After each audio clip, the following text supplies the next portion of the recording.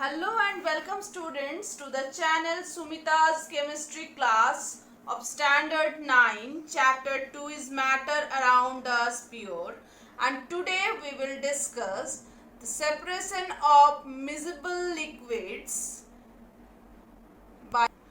by fractional distillation.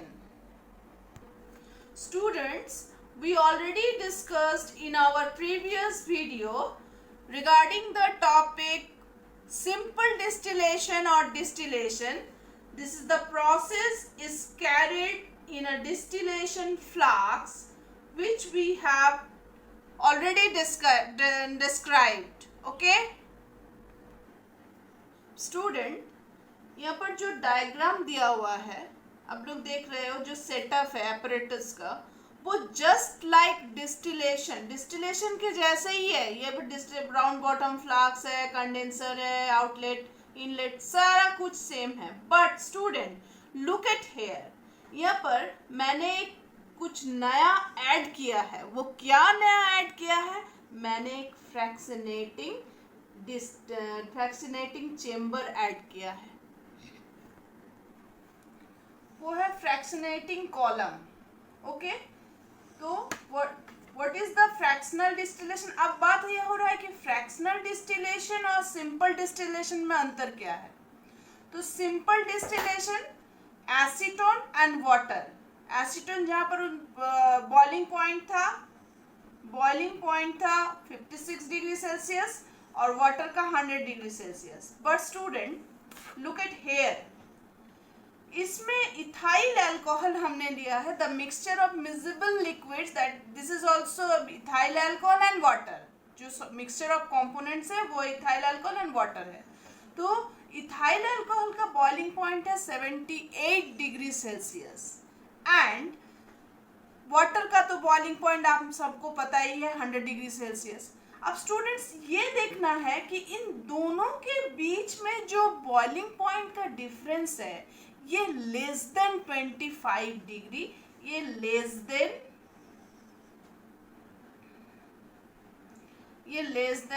25 degree Celsius. Clear student? उसमें क्या हो रहा था? ग्रेटर देन 25 डिग्री सेल्सियस, वो सिंपल डिस्टिलेशन था।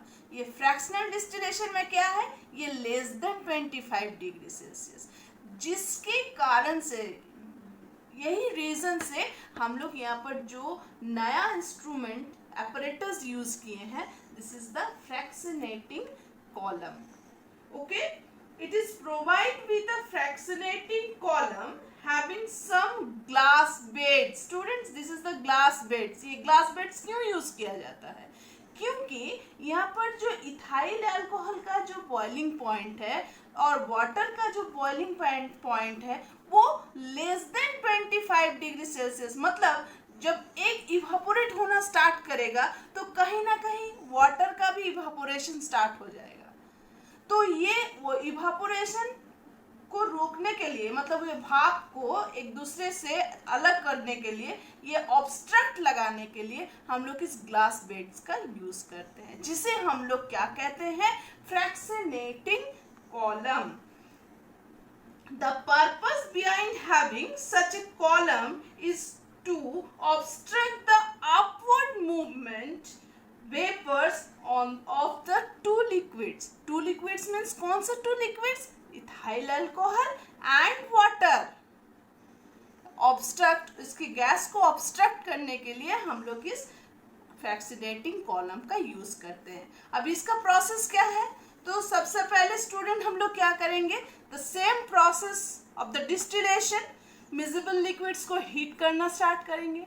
हीट करते के साथ जब 78 डिग्री सेल्सियस में जाके ये थर्मोमीटर इंडिकेट करेगा, कहाँ पर जाके? 78 डिग्री सेल्सियस में जाके जब ये इंडिकेट करेगा, दैट मीन्स तब हम लोग का क्या स्टार्ट हो जाएगा? इवापोरेशन स्टार्ट हो जाएगा। इवापोरेशन स्टार्ट हो जाएगा तो किसका इवापोरेशन स्टार्ट हो गया स्टूडेंट? क्योंकि हम लोग को पता है कि जिसका बॉइलिंग पॉइंट लो होता है वो सबसे पहले इवापोरेट होना स्टार्ट होता है, और जिसका हायर बॉइलिंग पॉइंट होता है वो सबसे लास्ट में होता है स्टूडेंट। ये चीज ध्यान रखिएगा, जस्ट इस चीज को आप लोग माइंड में रखिए कि जो लो बॉइलिंग पॉइंट होता है जिसका, वो सबसे पहले इवापोरेशन होता है, और जिसका हाई बॉइलिंग पॉइंट होता है वो सबसे लास्ट में इवापोरेट मतलब भाप बनता है। तो यहाँ पर मेरा इथाइल अल्कोहल का 78 डिग्री सेल्सियस है, तो वो बॉइलिंग होना स्टार्ट होता है। बॉइलिंग होना स्टार्ट होता है तो मेरा थर्मोमीटर इंडिकेट करता है कि ये 78 डिग्री सेल्सियस में जाके वो कांस्टेंट हो जाता है। तो ये जब इवापोरेट होना स्टार्ट होता है, जबकि ये दोनों के बॉइलिंग पॉइंट में काफ़ी कम अंतर है, लेस देन 25 डिग्री सेल्सियस, तो ये जो हम लोग का फ्रैक्शनेटिंग कॉलम है, कहीं ना कहीं ये वाटर को भी वेपर करना स्टार्ट करे तो करता है। तो ये ग्लास बेड्स क्या करता है, ऑब्स्ट्रक्ट पैदा करता है, जिसे हम लोग कहते हैं फ्रैक्शनेटिंग कॉलम। वो बॉइलिंग पॉइंट के हिसाब से, boiling according to the boiling point वो एक एक अपवर्ड में जाता है। जैसे 78 डिग्री है तो इथाइल अल्कोहल पहले जाके क्या होता है, फिर वो कंडेंसर में जाके आउटलेट में इस कंडेंसर कूलिंग जगह में जाके वो लिक्विड फॉर्म होता है। लिक्विड फॉर्म होके फिर वो कहाँ कलेक्ट होता है, फिर वो जाके फ्लक्स में कलेक्ट हो जाता है।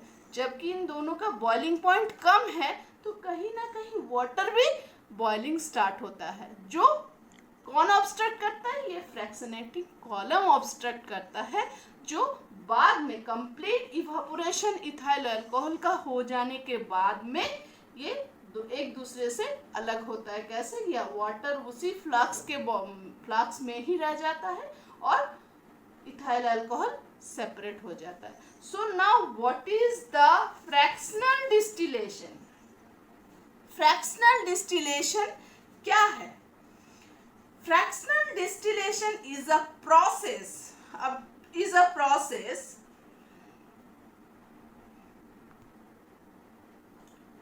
It is a process used to separate the components of those miscible liquids in which their boiling points differ by less than 25 degree Celsius.